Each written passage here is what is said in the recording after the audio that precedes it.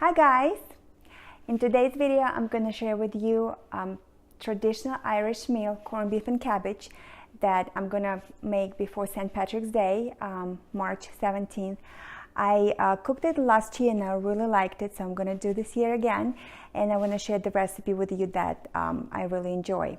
It takes few ingredients, it's quite easy, it's one pot meal, so not much cleaning. I hope you like it, and if you do, let me know in the comments below. Also, at the end of this video, I'm going to insert the clip of me and my kids making St. Patrick's Day craft, which didn't go as planned, but we still had a lot of fun and laughs doing it, so I'm going to share it with you. So we'll need the crock pot, corned beef brisket that you can buy at the meat aisle at your grocery store, cabbage cut into quarts,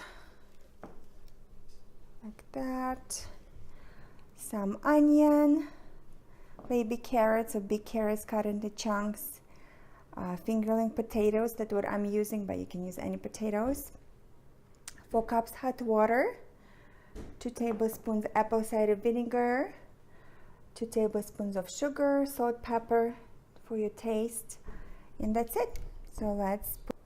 So I added hot water, sugar, apple cider vinegar, onion, and pickling spices, salt and pepper as well, to the crock pot.